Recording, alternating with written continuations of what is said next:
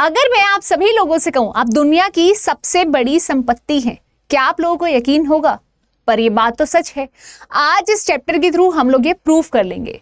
जो चैप्टर है इकोनॉमिक्स का, second chapter class 9th economics का, पीपल एज अ रिसोर्स, जो मानव है एक संसाधन है और सबसे बड़ी संपत्ति है। आज हम इसको पढ़ेंगे। अब सबसे पहले अगर आप लोगों को टेलीग्राम चैनल के और इंस्टाग्राम से जुड़ना हो तो आप लोग इस लिंक को स्कैन करके जुड़ सकते हैं। आप इसका स्क्रीनशॉट ले सकते हैं, बाद में आराम से स्कैन कर लीजिएगा। देखिए, हम कोई भी चीज पढ़ रहे हैं सबसे पहले जानेंगे कि उसकी रेलेवेंस क्या है, क्यों पढ़ना उसको जरूरी है। अगर हम इसको देखें तो इसके मुख्य कारण क्या है, देख हमारे यूपीएससी के मेंस के सिलेबस में ये आता है। कौन कौन सी चीजों में आएगा जी? 3 मेजर यहाँ पे सब हेड्स में आएगा। फर्स्ट तो आपका सेकंड पेपर में आएगा जीएस पेपर 2 के अंदर, जहां पे आपका गवर्नेंस एंड सोशल जस्टिस मतलब शासन एवं सामाजिक न्याय के अंदर आएगा आपका। फिर ये जीएस पेपर 3 के अंदर भी काउंट होता है, जहां इंक्लूसिव ग्रोथ एंड एम्प्लॉयमेंट के अंदर ये टॉपिक कवर होता है। ऐसे पेपर के अंदर निबंध लिखने में बहुत ज़्यादा सहायता मिलेगी आपको इस चीज को पढ़ने के बाद। फिर जीएस पेपर 4 यानी एथिक्स का पार्ट, जो सबसे ज्यादा एक इंसान को ही एक क्वालिटी देता है, एक स्किल देता है, उसमें आपका ये इन्वॉल्व होगा। सामान्य अध्ययन प्रश्न पत्र में ये पूरा का पूरा आएगा। अब चलते हैं इस क्लास की ओर। Welcome to the class. देखिए, अगर मैं आप लोगों को एक छोटी सी बात बताऊं, इंसान के पास बहुत धन है, ठीक है। मान लेते किसी के फादर की बात करते, उनके पास फादर के पास 2 ऑप्शन है। या तो आप पूंजी को अपने बच्चों में लगा लो, ठीक है, या फिर आप पूंजी को एक जगह खरीदने पे, एसेट खरीदने पे, फिजिकल एसेट खरीदने पे लगा दो। अब अगर आप ह्यूमन के ऊपर लगाते हो, है ना, बच्चा तो आपका ह्यूमन है, तो उस पे लगने वाली पूंजी क्या हो जाएगी? Human capital. अगर आप जगह पे लगाओगे तो ये क्या हो जाएगी? ये हो जाएगी फिजिकल कैपिटल, ठीक है। अब होगा क्या, आपने यहां पे जगह पे पैसा लगाया और धीरे धीरे कुछ कुछ किराया मान लो, कुछ ब्याज मान लो, कुछ तरीके से आपको पैसा जरूर मिल रहा है। बच्चे के ऊपर पैसा लगाया, बहुत बढ़िया पैकेज पे लगा, 2 करोड़ के 3 करोड़ के अच्छे खासे पैकेज पे लगा। इसने ऐसी 10 प्रॉपर्टी खुद ही खरीद के आपको दे दी, तो कहां आपका फायदा हुआ? इसीलिए बोलते हैं ह्यूमन कैपिटल को समझना और उसमें पैसा लगाना बहुत जरूरी है। आप ह्यूमन को एसेट आप ह्यूमन को देखिए, ह्यूमन में कितना बड़ा एक एसेट छुपा हुआ है, राइट। कैसे लगेगा इसमें पैसा? इस पूरे चैप्टर में वही कवर है। जैसे आप कहेंगे इसमें एजुकेशन में पैसा लगाया, ठीक है, उनकी हेल्थ पे पैसा लगाया, हेल्थ को हमेशा हेल्थ केयर पे ध्यान दिया, उनके साथ साथ आप लोगों ने उन्हें स्किल्स दी जिससे कि वो आगे प्रॉस्पेरस हो पाए, आगे अपने पूरे कंपटीशन में खरे उतर पाए। आज की दुनिया में कंपटीशन सबसे ज्यादा हो चुका है। अब बात आती है पॉपुलेशन, ठीक है, एज एसेट और लायबिलिटी। पुराने ख्याल की बात करें तो वहां पे लोगों को एक बर्डन समझा जाता था, चाहे वो बेटियां हुई, चाहे वो आपके नॉर्मल लोग भी हुए, सभी को इकोनॉमी में बर्डन समझा जाता था। अब यहाँ पे ये था ट्रेडिशनल व्यू। मॉडर्न व्यू क्या कहता है? मॉडर्न व्यू कहता है यहाँ पे जो ह्यूमन है ना, वो बर्डन नहीं है, वो ह्यूमन जो है आपका एक एसेट है। ह्यूमन क्या है? इसको एसेट माना गया और उसमें इन्वेस्टमेंट करने से वो काफी ज्यादा खिल के आ सकता है। उसमें इन्वेस्टमेंट करो, हेल्थ में करो, एजुकेशन में करो, डेवलपमेंट में करो। पॉपुलेशन जो है वो ह्यूमन कैपिटल है, ठीक है। सबसे बड़ा एक एग्जाम्पल है आपके पास, कौन सा? मैं कहती हूँ एक कंट्री है, वो कंट्री काफी फेमस है एक चीज के लिए जी। ये कंट्री की बात कर रही हूं मैं। किस कंट्री की बात कर रही हूं मैं? जापान की बात कर रही हूं।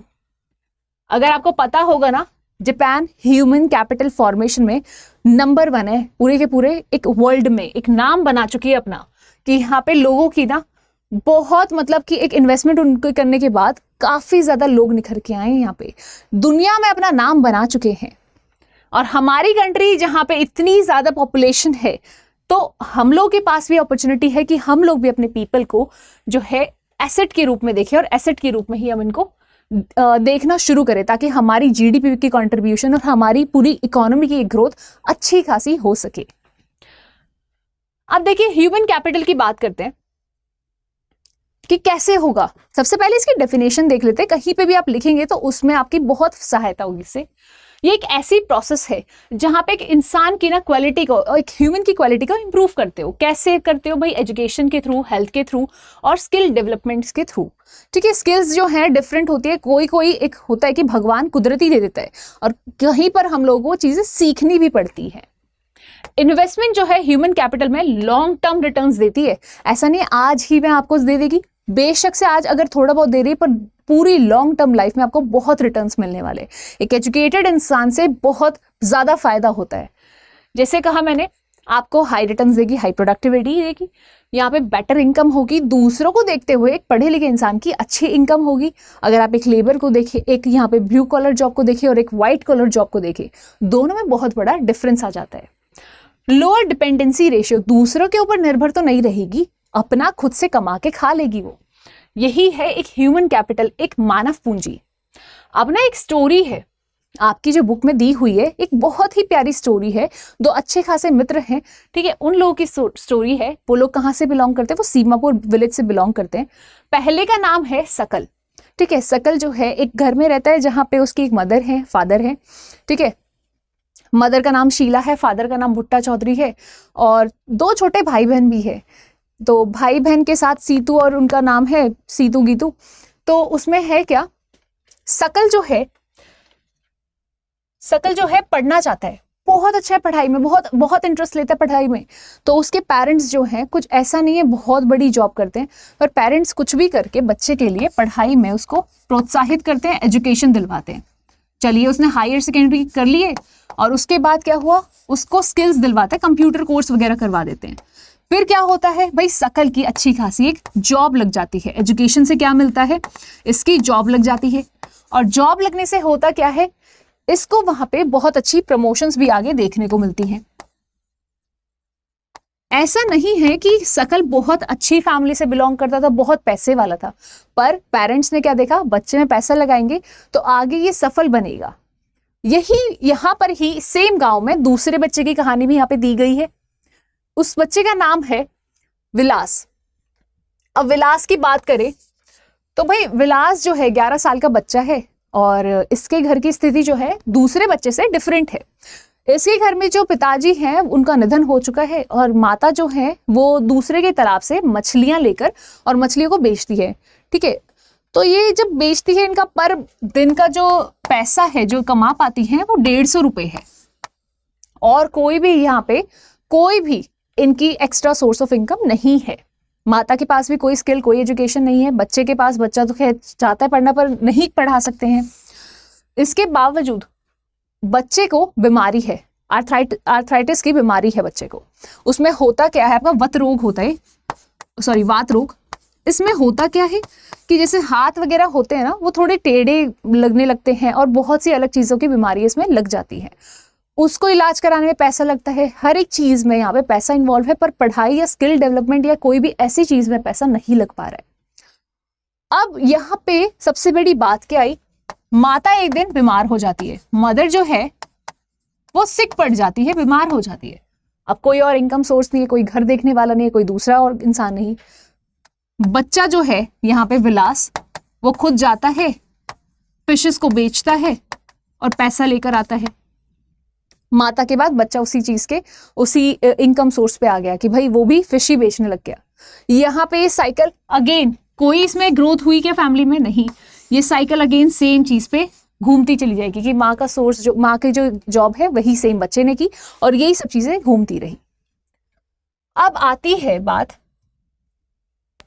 दोनों के कंपैरिजन की।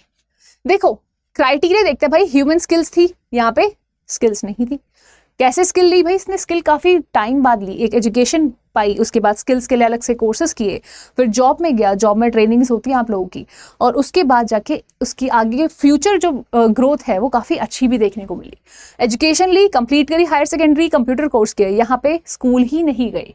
ठीक है, हेल्थ की बात करें, ये हेल्दी थे, यहाँ पे एक बीमारी से जूझ रहे थे, यहाँ पे मेडिकल केयर की इनको जरूरत थी पर नो मेडिकल केयर, मतलब मिल ही नहीं पाई, घर में पैसा ही नहीं था इतना।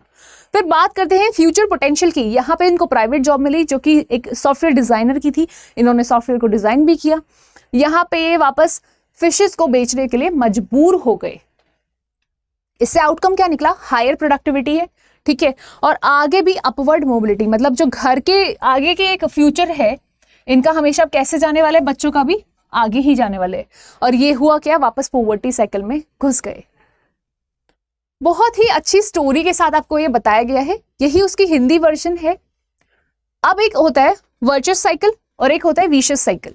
अब दोनों में क्या चीज है, दोनों में सबसे बड़ी क्या डिफरेंसेस है, देखो इस साइकिल में एजुकेटेड पेरेंट्स होंगे, ठीक है, वो अपने बच्चे की बेटर एजुकेशन देखेंगे, अपने बच्चे की हेल्थ को ध्यान देंगे और अपवर्ड मोबिलिटी की ओर ध्यान देंगे कि बच्चा जो है हमसे और आगे बढ़े, हमसे और अच्छी जॉब ले।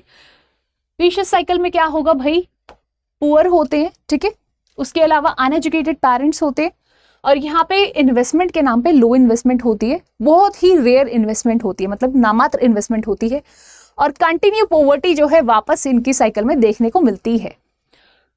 अगर मैं यहाँ बात करूं इन दोनों चीजों की, देखिए आपने अगर रोड पर जाते हुए बच्चों को देखा होगा कि फूल बेच रहे होते हैं या फिर कुछ और चीजें आप बेच रहे होते हैं, खिलौने बेच रहे होते हैं, ये सेम चीज की बात हो रही है विशियस साइकिल में। अब देखा जाए तो इसी से जुड़ी है पूरी की पूरी एक इकोनॉमी की बात भी। कैसे कि इकोनॉमी में ये तो आपने दो सिस्टम बताए कि कैसे एक एजुकेटेड और एक स्किल्स वगैरह के थ्रू आप इकोनॉमी को अच्छा बना सकते हैं, ठीक है, एक गांव के छोटे छोटे एग्जांपल्स के थ्रू बताया।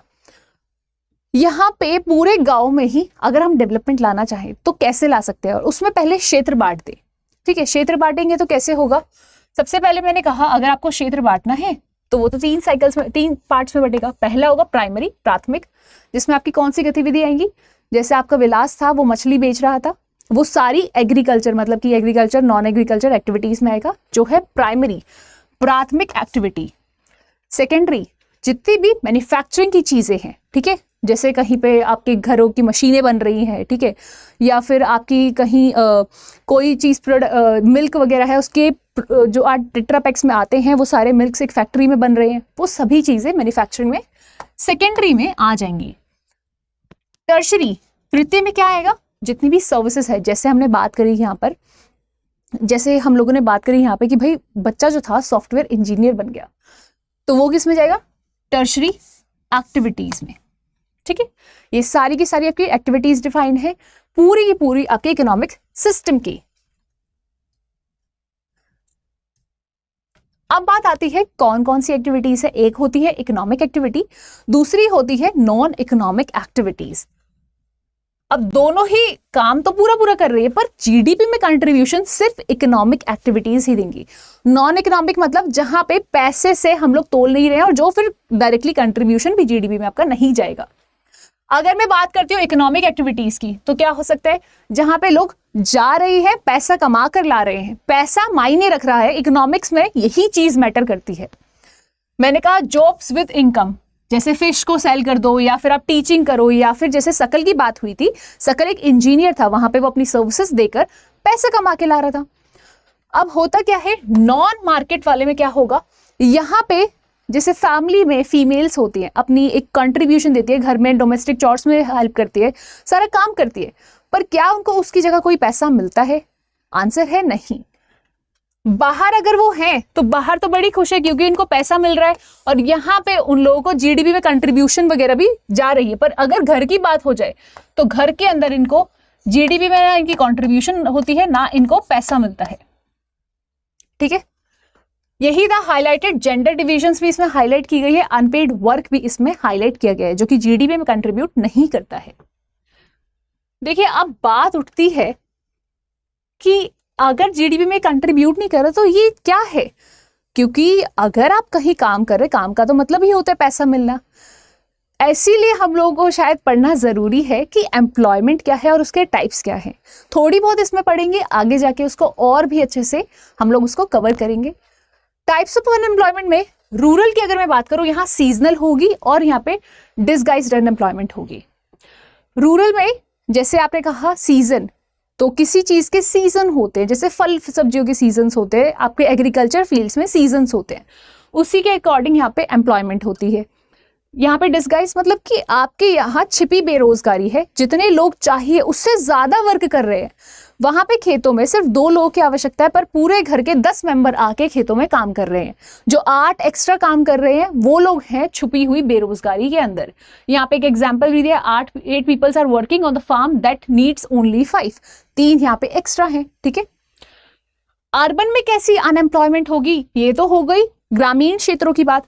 अब शहरी में कैसी होगी, एजुकेटेड अनएम्प्लॉयमेंट। यहाँ पे पढ़े लिखे तो हैं पर यहाँ पे उनको एम्प्लॉयमेंट ही नहीं है, यहाँ पे रोजगार ही नहीं है, डिग्री है जॉब नहीं है। मिसमैच है हर एक चीज में, यहाँ पे स्किल्स और मार्केट में एक बहुत बड़ा मिसमैच है। मार्केट में जो चीज चाहिए उन चीजों की स्किल्स लोगों में है ही नहीं।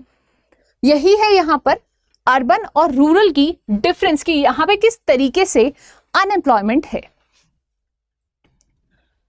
अब यार सबसे बड़ी बात कि भाई रेलेवेंस क्या है, कि रेलेवेंस क्या है ह्यूमन कैपिटल की, एक रूरल को ट्रांसफॉर्म करने के लिए, एक नीचे से सशक्त बनाने में, ऊपर तक जाके, ताकि हमारी जीडीपी में कंट्रीब्यूट हो। देखिए एक विलेज की स्टोरी है। इस विलेज में क्या कहा गया है कि यहाँ पे एक लड़का था, ठीक है, वो लड़का पढ़ना चाहता था, उसे पढ़ाया गया एग्रीकल्चर की फील्ड में, उसको एग्रो इंजीनियरिंग करवाई गई। अब यहाँ पे हुआ क्या, उससे इंक्रीज हुई वीट की यील्ड, मतलब कि गेहूं की पैदावार बहुत बढ़ गई। गर्ल्स जो थी उनको ट्रेनिंग दिलवाई गई टेलरी में, मतलब कि स्टिचिंग वगैरह में, टेलर बन गई बड़ी अच्छी। और यहाँ से बूस्ट होना शुरू हुआ लोकल प्रोडक्टिविटी पे। स्कूल को सेट करवा दिया गया कि भाई स्कूल सेटअप करो, इसका मतलब तो यहाँ पे और भी अच्छे मानव होंगे, और भी अच्छा संसाधन हो सकता है। ज्यादा स्किल्स विलेज के लोगों को दिलवाई गई और उससे हुआ क्या, रिजल्ट हुआ कि बैकवर्ड विलेज जो थी उसमें इकोनॉमिक डाइवर्सिफिकेशन आ गई, टीचर्स आ गए, टीचर्स के अलावा यहाँ पे इंजीनियर्स आ गए, टेलर्स आ गए। डेवलपमेंट हुई किस चीज में, डेवलपमेंट हुई ह्यूमन कैपिटल में। अब इससे लेसन क्या मिलता है, ग्रास रूट कैपेसिटी जो है आपकी, capacity builds leads to the inclusive bottom up development, कि बॉटम से ऊपर जाने वाली डेवलपमेंट। यहां पे अगर आप ज्यादा रोजगार देंगे ये लोग खुद ही ऊपर पहुंच जाएंगे। देखिए ये तो बात रही इस पूरे चैप्टर की, राइट। अब हम देखते हैं इस चैप्टर में ऐसे कौन कौन सी जगह है जहां पे आपका ये चीज पूछी जाएगी। जीएस पेपर 2 की मैं बात करूं, गवर्नेंस एंड सोशल जस्टिस में यहां पे आएगा आपका ये topic, role of education and health in the human development. इस टॉपिक के अंदर आप इसे डालेंगे। पॉलिसीज लाइक समग्र शिक्षा, मिड डे मील और इसके अलावा आपकी नेशनल हेल्थ मिशन, इन सभी चीजों में आपका ये टॉपिक जाएगा। इसकी स्टोरीज आप यूज कर सकते हैं। चैप्टर के बाद अब अगर देखूं कि इसको मैं थर्ड पेपर से कैसे इसकी नोट्स बैठा सकती हूं, तो यहाँ पे इंक्लूसिव ग्रोथ और एम्प्लॉयमेंट की बात है, जहां पे जॉबलेस जो आपकी ग्रोथ है उसके बारे में बात उठेगी। क्यों, अर्बन एरियाज में हमने अभी पढ़ा कि अर्बन एरियाज में पढ़े लिखे लोग तो हैं पर उनकी स्किल्स जो है मार्केट के रिक्वायरमेंट जो है उससे मैच ही नहीं कर रही है। Under development in the agriculture, agriculture में एग्रो इंजीनियरिंग आज के समय पे कितनी इंपॉर्टेंट है हमने ये भी देखा। Role of skill development in reducing the disguised unemployment, की छिपी बेरोजगारी को कैसे हम लोग हटा सकते हैं स्किल्स डालने के बाद। अब सबसे मेन मैं आपको बताऊं कि भाई एसए में बहुत हेल्प होती है। लोगों को ये नहीं पता है कि इस चैप्टर से एसए भी रिलेटेड है। यहाँ पे डेमोग्राफिक डिवाइड के अंदर, ठीक है, अ प्रॉमिस और अ प्रिल, इसमें आपकी हेल्प होगी। ऐसे टॉपिक्स जब आते हैं, investment in the human capital, education and health, इन सभी की चीजों में आपका ये टॉपिक बहुत अच्छे से फिट बैठता है। देखिए last but not the least, मेरे हिसाब से तो हर एक एजुकेशन की बुक में आपका एथिक्स का पार्ट जोड़ देना चाहिए, पर हम लोग का इसमें कंक्लूजन की तरह निकालना पड़ता है एथिक्स इसमें क्या थे, राइट। अब यहाँ एथिक्स में भी काफी हेल्प होगी। कैसे होगी, केस स्टडी अगर आएगी तो केस स्टडी में आप बहुत अच्छे से उसको डिफाइन कर पाएंगे, ठीक है। कौन से उसमें टॉपिक में, देखिए एम्पैथी टॉपिक होता है, ठीक है। एम्पैथी और सिंपैथी दोनों डिफरेंट है। मैं चाहती हूं आप बताएं कमेंट्स में कि एम्पैथी क्या है और सिंपैथी क्या है। तो एम्पैथी के रोल में आप इसको बहुत अच्छे से फिट बैठा पाएंगे। उसके अलावा यहाँ पे सोशल जस्टिस के टॉपिक में आप एथिक्स के पार्ट में इसको डाल सकते हैं। क्वेश्चंस की बात उठेगी कि मैम आपने बोल तो दिया, दिखाओ जरा क्वेश्चंस। तो देखिए आपके लिए मैंने क्वेश्चंस भी डाले हुए। आप लोग इसकी एक्सेस जो है टेलीग्राम चैनल के ग्रुप लिंक को स्कैन करके आप इस पीडीएफ को एक्सेस कर सकते हैं। अगर क्वेश्चंस में आपको दिखाऊं, लिखा हुआ है जीएस पेपर 2 का एक एग्जांपल है ह्यूमन कैपिटल फॉर्मेशन पे। जीएस पेपर 3 का एक क्वेश्चन है, despite economic growth India suffers high levels of disquiet unemployment and the and the educated unemployment. Identify the causes, suggest the policy measures. Right? ऐसे papers के बारे में भी आपके यहाँ पे क्वेश्चंस डाले गए हैं. अब आती है इसकी मेन चीज़ों की बात. देखिए मैंने आपकी ये पूरा का पूरा चैप्टर हर चीज़ से लिंक किया है. उसके साथ आपको एक बहुत ही सुंदर डाटा देने की मैं आपको कोशिश कर रही हूँ. तो यहाँ पे सबसे मेजर चीज़ें आपने जो सीखी है उससे रेलिवेंट डाटा जो है आज के समय का उसको निकालना बहुत ज़रूरी था. मैंने बात करी लिटरेसी रेट की. लिटरेसी रेट, पढ़े लिखे लोगों का जो संख्या है उसका रेट है 85% 2018 में. गैप था 16.1% का मेल और फीमेल के बीच में. हेल्थ इंफ्रास्ट्रक्चर की बात करूं तो यहाँ पे 8,49,000 गवर्नमेंट बेड्स हैं. ठीक है, 542 मेडिकल कॉलेजेस हैं. और अगर यहाँ पे ग्रॉस एनरोलमेंट रेशियो की बात करूं तो यहाँ पर हायर एजुकेशन में आपके 18 से 23 वर्ष के जो बीच के लोग हैं वो 27% है. ये कब का डाटा है? 2020 से 21 तक का डाटा है. आई होप कि आप लोगों को ये इन्फॉर्मेशन जो है काफ़ी रेलिवेंट भी लगी होगी और ये एग्जाम्स में आप यूज़ भी करेंगे. अगर आपको वीडियो अच्छी लगी हो तो यहाँ तक जुड़ने के लिए आपको बहुत बहुत धन्यवाद. Thank you for enjoying your class. Video के नीचे आप कमेंट्स में ज़रूर बताना एम्पैथी क्या है, सिंपैथी क्या है. ठीक है, इन दोनों में डिफरेंस क्या है. और हम आपसे मिलेंगे नेक्स्ट वीडियो में. स्टडी IQ IAS, आपका सिलेक्शन हमारा मिशन.